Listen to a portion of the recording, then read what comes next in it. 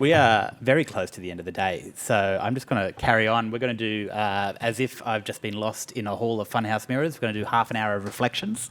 So we're going to do the Consumer Voices panel to end the day before Lynn Gallagher gives us her final farewell. So I'll welcome my little panel to the stage. We've got Kelly Court from Australian Council of Social Service, Joel Dignam, who you'll remember from yesterday, from Better Renting, Heather Traeger from the Julalikari Council Aboriginal Corporation, and Robin Robinson from CODA Queensland, Council on the Ageing Queensland. Welcome, everyone. Hello. Hello. Almost forgot my notes.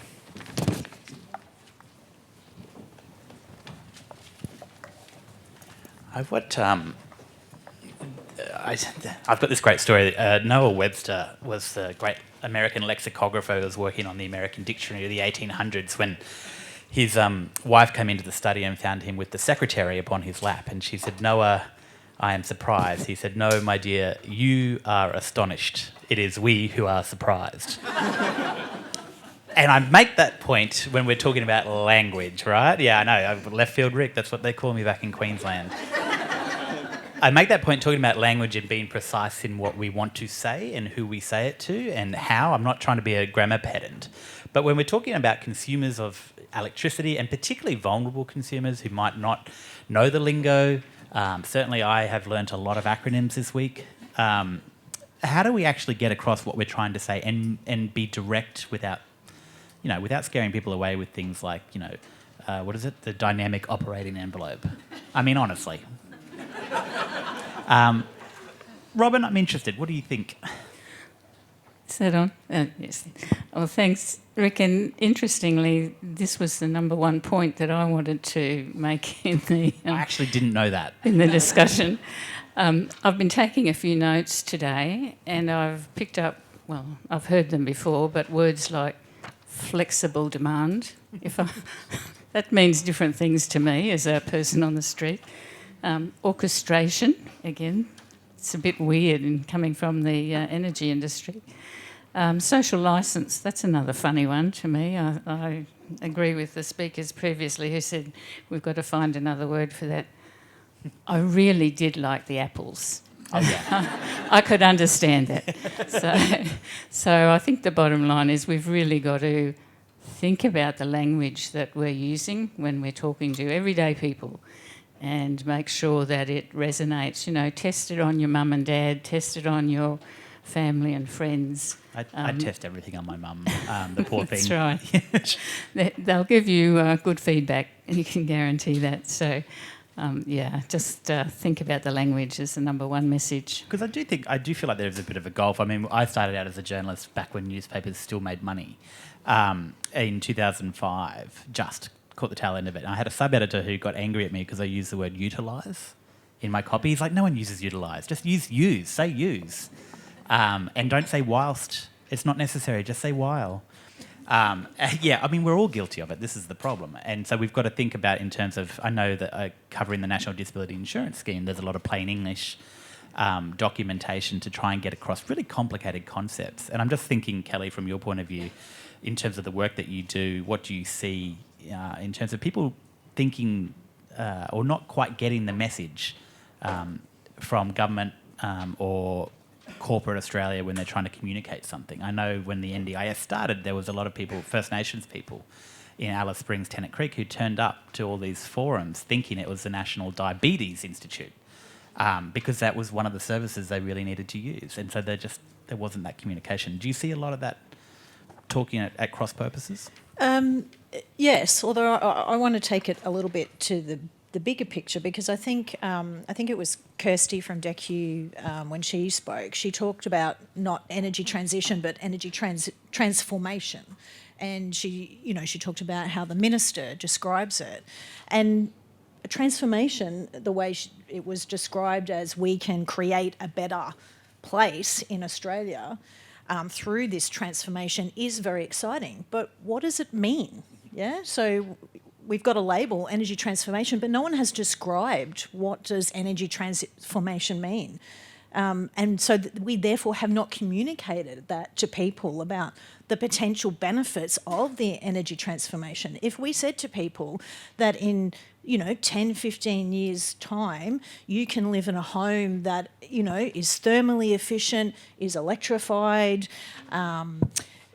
potentially produces power, you don't have to worry about being hot and cold, you come in, you turn your lights on, you pay little for your energy, and it's sustainable for the environment and climate safe, then people might get excited about that sort of a vision. But we haven't described it like that.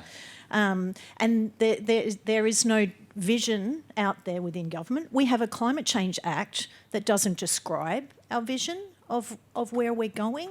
There are no principles in there about how we should get there to achieve that transformation. We have an emission reductions goal, full stop, that's it. And, I think we're missing opportunities there to get people on board and interested and participate unless we communicate it, have a clear statement about what is this transformation, and in our regulations and government frameworks actually say how we're going to get there. Yeah. Heather, I wanted to pick up on that point as well about, First Nations Australians in terms of language used by governments, but also like my dad's side of the family from outback Queensland, South Australia, and I remember there was this interminable fight between the different brothers over a cattle station that my grandfather owned, and one of them took him to court. It was a handshake agreement that he would get to keep this sheep station if he turned it into a profitable enterprise within 7 years, and of course he did. And then my grandfather, being the terrible person he was, refused to give it to him, and it's like all very sad. It's very Succession, but as Mum says on watching Yellowstone, she's like, it's like the Mortons, but in America. But the judge, because the legal argument then was essentially, well, there was no contract. But the judge literally said these were not particularly well-educated people. They do not need to use legalistic terms. The handshake was as good as a contract. And my uncle won that station from his father on the strength of that. People out in the regions, out in remote Australia, they use simple language because that's all they need to do. That's what gets the message across. Do we interact with these systems at that level at all? Probably not, because as other panel members have said, we're using language that we don't fully understand as consumers. In Victoria, in the 80s, we had a lot of consumer education about power and energy.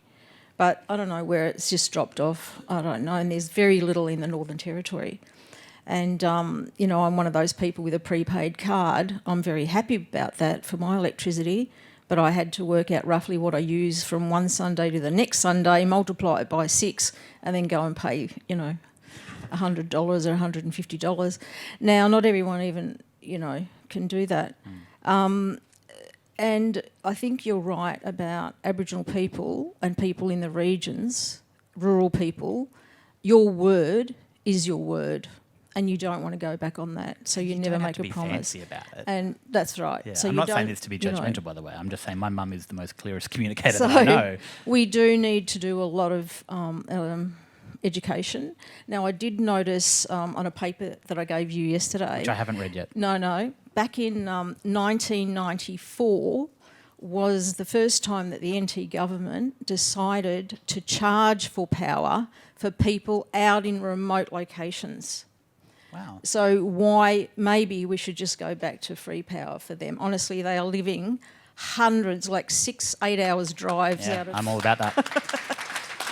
out of Tennant Creek, out of Alice Springs, I won't even go into the Tony Abbott commentary about... Oh, don't even go there. Yeah. No, that didn't win anybody any favour. It No. took us back, us way back. Which I kind of understand. And lost a lot of trust with government. I want to get to trust, so I'm going to... But anyway, Yeah. So I think language is good. Like there's some acronyms here that I don't know, and it would have been good just to have an acronym handbook. A little glossary. A glossary of terms. I love a glossary of terms. Sorry. Joel, talking about all of this, and having said that, I'm an aficionado of language. I was a huge enthusiast of your talk yesterday because you talk sharply, but you talk about big concepts and in ways that are philosophical sometimes, which I quite like. And so tell me, in terms of your own advocacy work, how are people responding to this idea that, about control, for example, and choice, and these otherwise nebulous terms that particularly renters don't always have a lot of control and choice, but they might want it? Yeah, it's interesting question. Like, I guess part of the challenge is sort of how do I communicate with these audiences and sort of my perception of how these audiences maybe pick up on the conversations that are happening. And I think, again, I'm wary of generalising too much. I think one thing I'm always want to have in mind, I think Kelly was alluding to this a bit earlier with the conversation at the vision, is I think an emphasis on sort of the benefit and not the feature. And this infuses a lot of our public communications. But often, particularly when we're really caught up in the processes and how we get from A to B, we talk about all those inputs and things that are happening and sort of lose sight of what it actually means for the person. And it's a real struggle doing the work I do, but I try to avoid talking about energy efficiency and instead talk about the outcome or the impact that is created when you do actually have insulation in your ceilings. The insulation is not the benefit. It's the fact that you can be warm in your home. You can run a heater for an hour and then your home stays warm in the evening instead of going out through the windows. I think that people get these things to different extents, but I think the part of maybe what does unify us is that sort of sense of the vision, and I appreciate how Kelly was putting that we talk a lot about everyone should have a healthy home, and we don't hedge that. It's sort of, we don't even limit to renters should have a healthy home. It's a pretty all-encompassing thing, and it's not like you should have a healthy home if you pay your rent on time or if you have a high income. I think having some really simple propositions can actually do a lot to connect with people, and when you rather than end that paragraph really neatly, I'm going to add a new footnote here, new tab. See what I mean? Yeah. I think also what helps us to do that is that we're always talking to people who rent, and that happens a lot through our Rent Researchers project. I'm in our Facebook groups hearing from people about their concerns with renting and the issues and the way they talk about it. And I appreciated on the panel yesterday someone talking about listening to the customer calls. And I think anyone who's in a position to actually hear how people are talking about your products, talking about energy services in their lives, I think that can make it a lot easier to speak to people in the language that they use too. I'm gonna pick you up right there because that's a great point that you just reminded me of. But I've been covering the Robo-Debt Royal Commission, and very quickly it was this whole system based on averaging of income over 26 weeks, annual income over 26 weeks, when that's not how social security payments are actually mathematically calculated. And doing so would give you an equal amount of income in every fortnight when people don't necessarily earn. In fact, almost everyone on welfare doesn't earn equal income in those fortnights. But Alan Tudge at the Royal Commission literally said, he's like, oh, well, I think most people earn equal income. And the commissioner had to pull him up. Yeah, it was laughable. It was actually a very funny moment in a very sad, tragic inquiry. But the commissioner was like, well, that's just not true. And it's a classic case, I think, of, I'm not saying Alan Tudge was well-meaning, but otherwise well-meaning people who design systems. I'm not saying he wasn't. I'm just saying there are two options. It's bi-directional. But people who actually make decisions about what the people who need to be protected by a redesign of a system literally might not understand, no matter how progressive and socially conscious they are, if they haven't lived that life, what a kind of paucity of choice looks like for those people. And Kelly, I'll start with you because choice is not the same for everyone. And it's the same in home care and the NDIS. Everyone talks about choice and control. We'll just give the consumer the money. It's great if you can make that choice. But if you've got cognitive overloads, all of this stuff, just give me your impressions about that.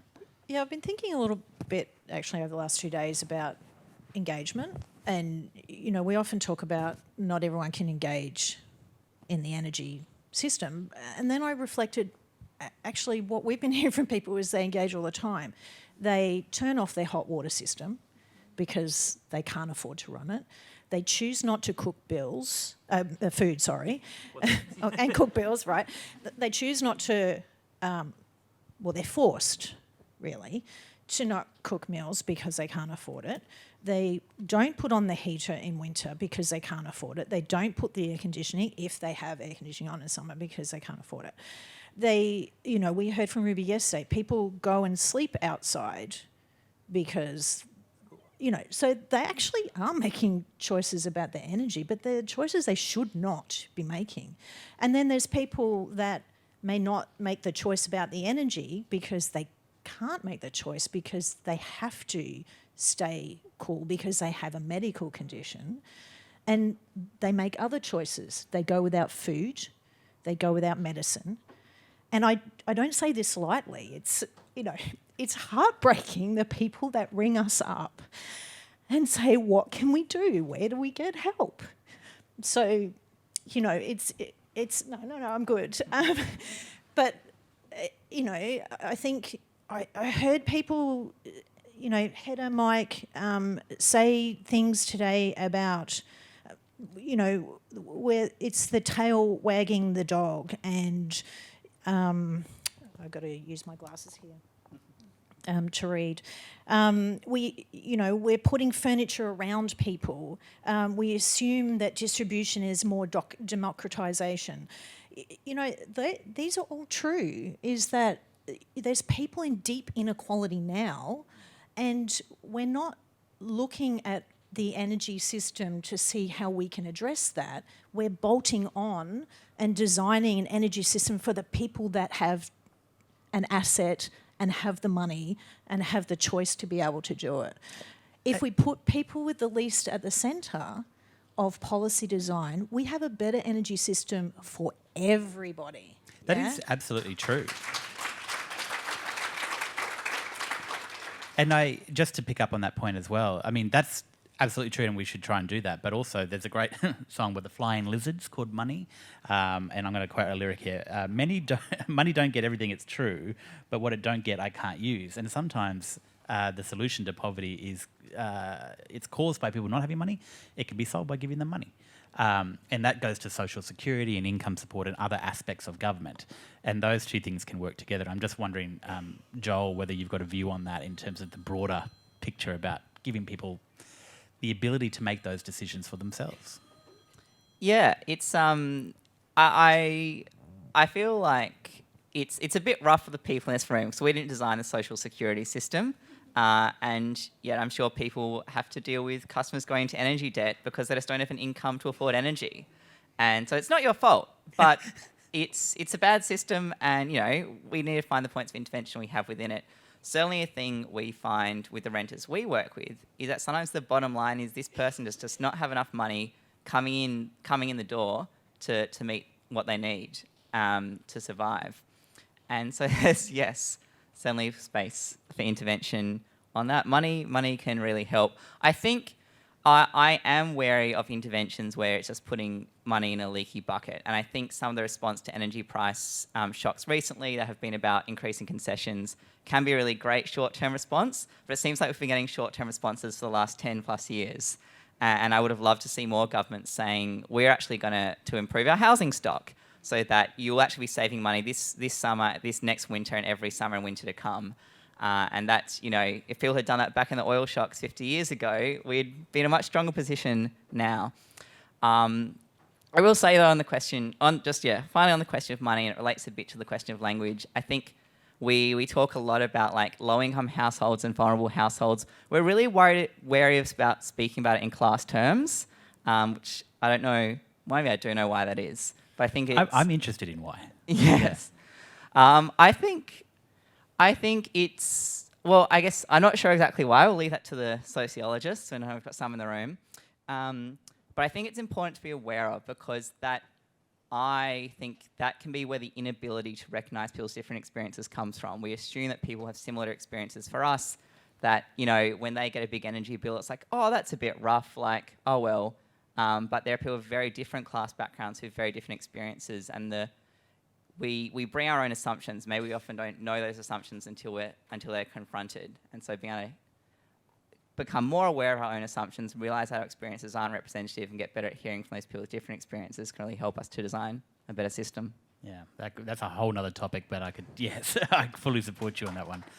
And Robin, just quickly, even if you've made decisions to save money so you can pay your bill, oftentimes, particularly for pensioners, particularly for single mothers like my mum, watching her make those decisions and literally count every 5-cent piece, took away all of the bandwidth in her brain to look at complicated numbers and to go, well, actually, what is the best energy plan? Am I getting, or spend time on the phone to an energy company when she's already done an hour to Centrelink and an hour to child support, trying to fight for two different things? How are those, that's what I think about a lot when I think about diminished choice. It's not just the fact that you don't have the money, but the decisions you make to have just enough, still, they take away your ability to conceive the future. Money certainly does help, and I think anybody that's living on the age pension or the job seeker or the equivalent sort of government payments at the moment is really, really struggling. So I can only agree with what Kelly was saying about the sorts of calls that are coming into our organisation at the moment. People making trade-offs between paying bills, mostly with food, medicine and dental treatments. They're the ones that suffer, suffering at the current time. So absolutely, just dealing with those issues takes a whole lot of mental space. They don't have time to go looking for better energy deals. They don't know how to navigate the system. They're not online.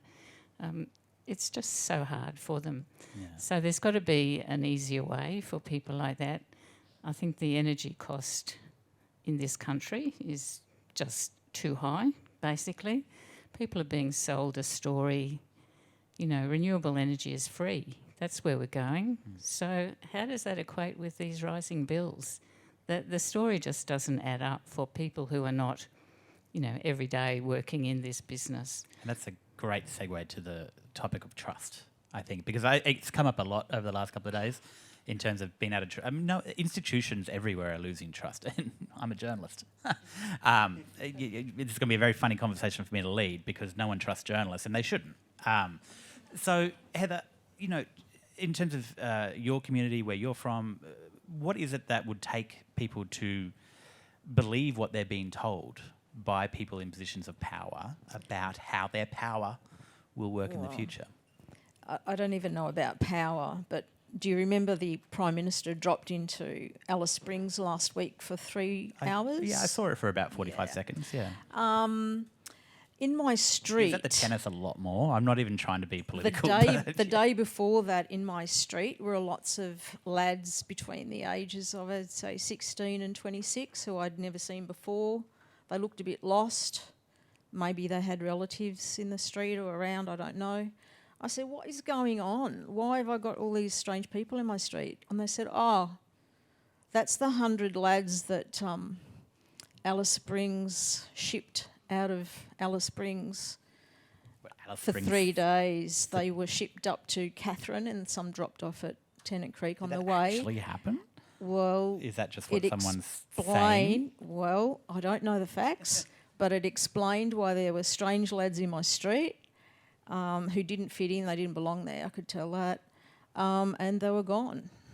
So in terms of... So I'm just wondering, so nobody trusts politicians, especially people from the country. We haven't been represented absolutely at all for decades. I think the National Party's figuring that out. The National Party lost our confidence, years and years ago. And another one is how decisions are made without consultation, so let alone consulting with Aboriginal people to hear what they actually want to hear. And they'd appreciate the Apple story because they could at least half relate to that. And then okay, so that's how that works. But, for example, when I hear that we're going to stop diesel and fuel cars by 2030 or 2035, well, how do you think I'm going to get around? Ride a camel? Yeah, well... So everyone in, Northern Queensland, Northern WA, that we will take your cars for the next 50 years. There's no EV. You've got a couple at CDU up in Darwin. That's a more reasonable And who is discussion. going to invest in that? That's our question. Because, but did you believe the former Prime Minister when they were like, they're going to take away, they're going to ruin the weekend? Because that just kind of, it just kind of trivialised what was a concern in remote Australia.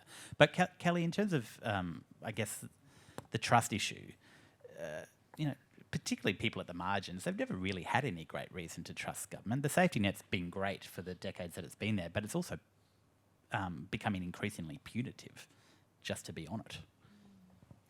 Yeah, look, trust is a really big issue, and I guess it goes back to the vision and communicating the vision. It goes back to the earlier conversation about engaging with the community and doing things in partnership. And I do think the the citizens' juries and panels that they had in the UK were beneficial. It didn't stop the energy crisis that's happening now, but it certainly brought people along in terms of that need to accelerate action on climate change and participating in the solutions to get there. I think that's really important for First Nations communities and regional communities in general where there's inequality, but we know that if we get the solutions right, we can tackle climate change and address poverty and inequality at the same time.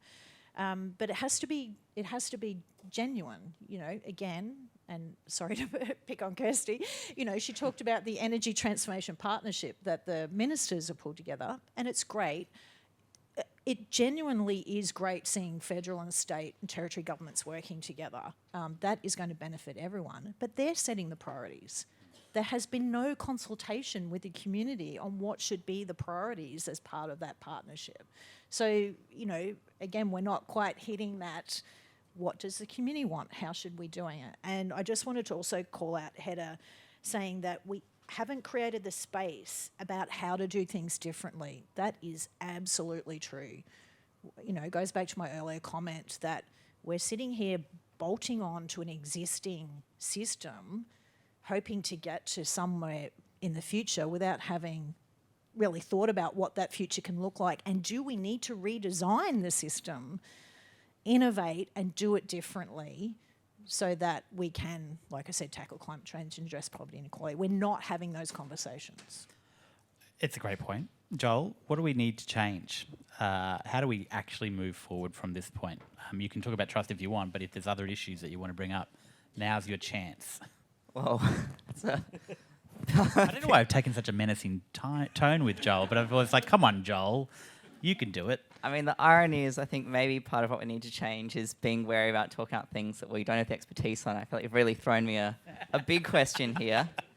I think one thing that strikes me, and it was certainly coming up in our little privileged chat of the consumer voices, is that understandably, a lot of the people we've heard from think about this as an energy problem, and there's a lot of talk about the energy system and the grid, and we see a little bit of expansion of that conversation when we start talking about transport, to the extent that has implications for load and vehicle-to-grid technology, and a little bit of an expansion of that conversation when it intersects with housing, because that's where you put your solar panels.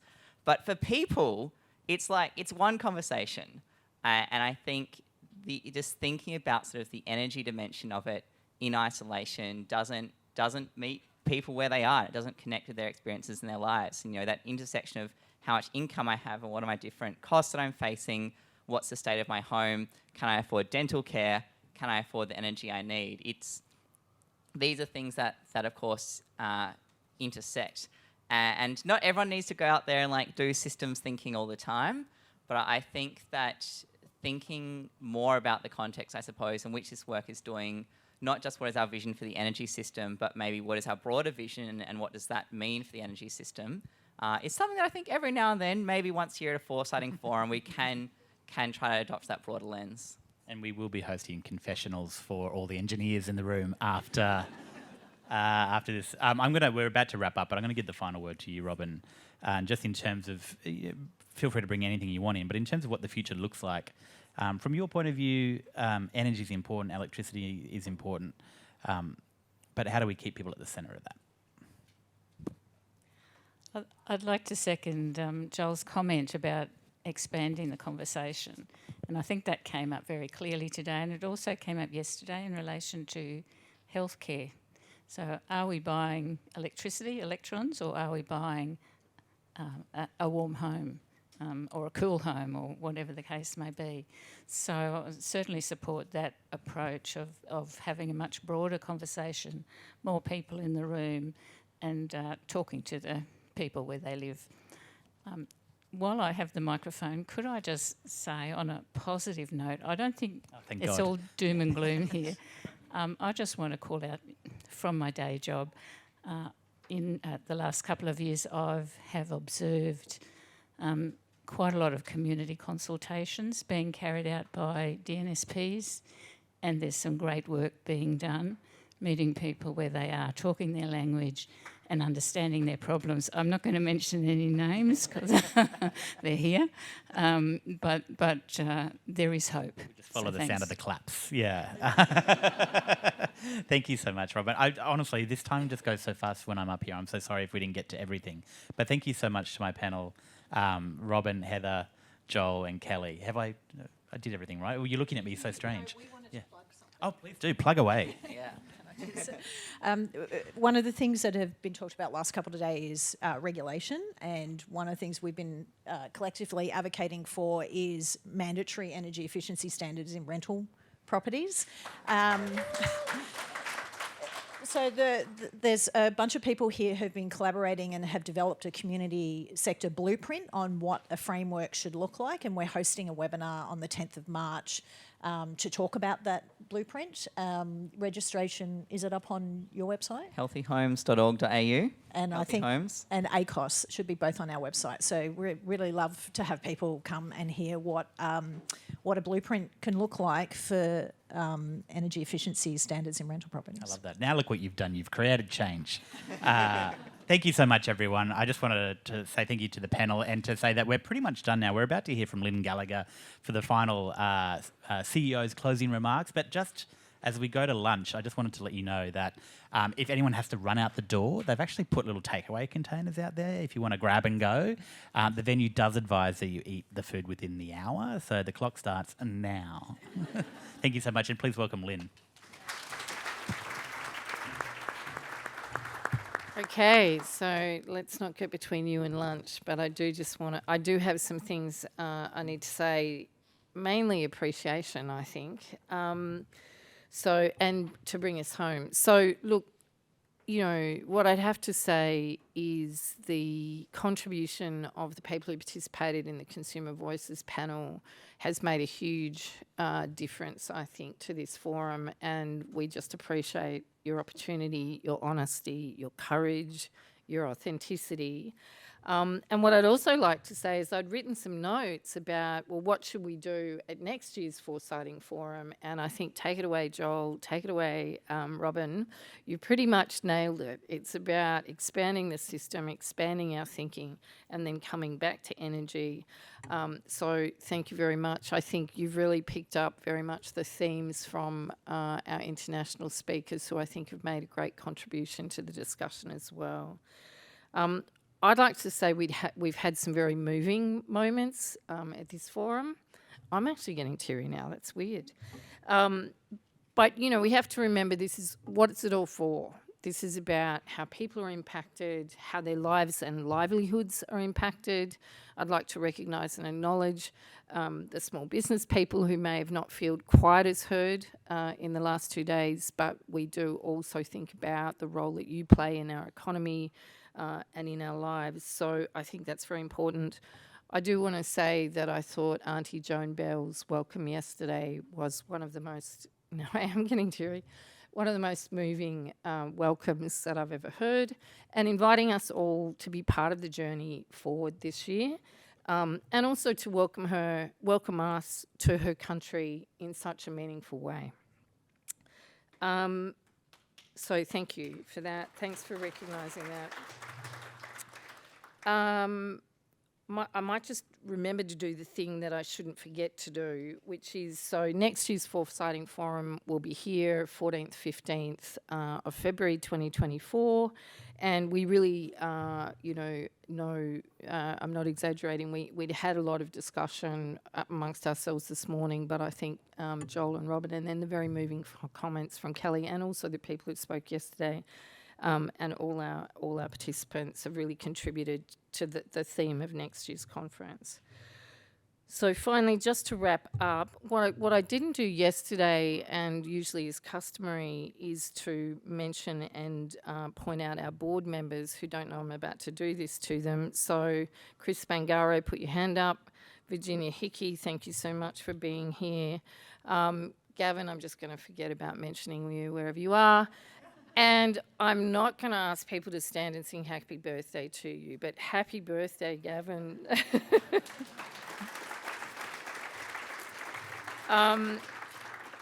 as you heard yesterday, our chair, we've had 2 board members who couldn't be here. Our chair was extremely disappointed to not be able to be here. She has been an amazing strength to ECA for 8 years, and I think there'll be an opportunity to thank her more publicly at another time.